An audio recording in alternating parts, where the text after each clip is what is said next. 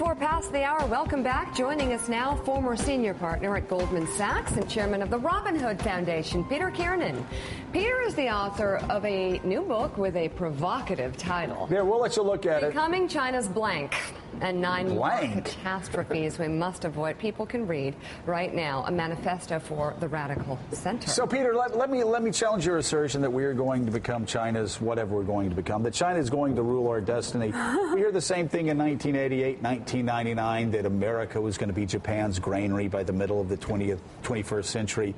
I mean, do we really have a lot to fear from China's rise? Well, I was living in Japan at the time when all this was going on, and Japan obviously didn't fulfill their promise. I think this is different. We are in a codependency with China. We need them. Our fates are going to be tied forever. And they need us. It's a codependency. It's really an exports for finance deal where we buy a lot of their cheap goods and they provide us with a lot of lending. We need to borrow about 42% of our budget every year. We've got to get it from somewhere, and so far China's been very willing to provide it. Being codependent's not a bad thing at times. It's a great thing as long as it lasts. You might say, I love you, you love me a little too much, but codependency at times is good. Actually, I do love you, but those things don't last forever. You know? The problem is that codependencies change. Let's suppose that China turned its export machinery, that export monster, to feed a growing middle class, a growing local market. They might not need us quite so much. They might not need to lend to us quite so much. You're a money guy, right? Well, you know markets better. What if I call you up and say, I've got $1 billion laying around my house, and I want to short China. I think they've invested too much in their infrastructure. I think they're poor. I think they're desperate to keep growth at 7, 8, 9%, and I think it's all a mirage right now.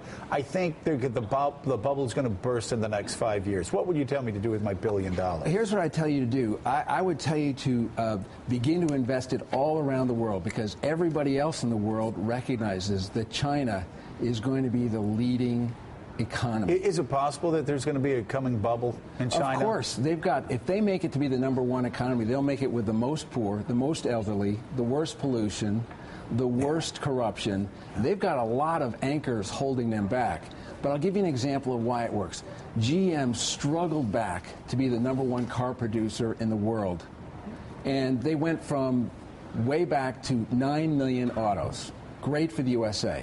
Of those 9 million, 2.5 million were sold in China. Yeah. It's a codependency, it's a dance, it's a tango, and the only way to work it is to fully engage, fully understand China the way they understand us. I want to look at some of the things that you address in this book. Sure. You say U.S. forward momentum is slipping because, and we have a list here that we'll put up, some of the things that you talk about: polarizing media. Want to hear about that. Let me go through this. Unbridled lobbyists, well-funded think tanks, mix-ups with religion and the Constitution, and the two-party system. Where do we want to begin? Well, we are frozen like an almond in a piece of toffee. And time after time, I hear people say it's the Democrats' fault, it's the Republicans' fault. We've been divided in our past. Yeah. It's different this time. We've created a multi-billion-dollar architecture of divide. And until we understand it, there's no way we can thaw out. And it is not simply the politicians on the right and the left are proselytizing and throwing us. We have a multi-billion-dollar machinery around lobbies. We have think tanks with endowments bigger than some colleges. And I think we've basically allowed this architecture to build up, and we need to understand it better and resist it. Bill Kelly. Joe made reference to the economic bubble or potential of a bubble in China. But you've got, when you look at what's happened in the Arab world, the sort of flickers of unrest in Russia, is it silly to ask whether there's a potential political bubble in China as well? I don't think it's silly at all. You can't airbrush or Photoshop the Communist Party out of the Chinese story, though some people try and do it.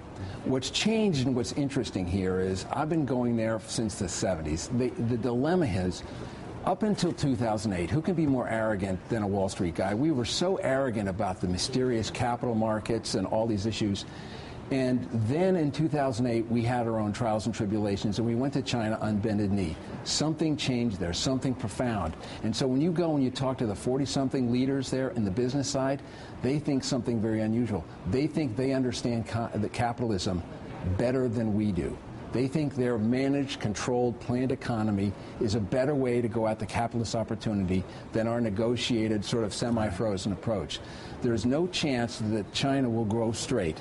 They have a huge bubble building in real estate. They have massive infrastructure issues they've got to deal with. The World Bank just came to them and said, you've got to deal with these state-run institutions. But China is operating under the belief, when you talk to them, that of the G7, G8, they're going to be G1. But, you know, it's fascinating what you said about you can't airbrush the Communist Party out of China's story, even though people try to. Right. That's John Huntsman, who never demagogued the issue. He knows a thing or two about China. He sure does. I said, what is the motivation of China? What are their leaders motivated by more than anything else? Do they want to take over the United States? He said it's very simple. All you need to understand about their leaders is this. Their economy has to keep growing at 7, 8, 9%. And they're interested in that for one reason only. That's keeping up the old communist system. Because they know if it goes down, these threats that Bill's talking about, he says that's their entire focus and motivation. Everything can be explained in that one area. It can, you know, it's propping up the Communist Party. In some ways, it's an old Soviet architecture that we recognize. But you think about it, and in our youth, we had the greatest minds of our generation. We had George F. Kennan, we had Kissinger, we had Brzezinski watching every twist and turn of the Soviet Union. Who's doing that for the United States today vis-a-vis China? They're a far greater opportunity and a far greater threat. Look at the Iran situation. They are providing a backdoor. We're trying to put oil sanctions on. They are basically buying 20% of Iran's oil, more than the entire EU combined. China is going to be a major player in oil politics. Look at Syria. Right. We can't get a resolution through the United Nations because of China. You look at what happened over the past weekend, where the Syrians had a sham election. You've got the Chinese propping it up, saying it's legitimate and a great step forward.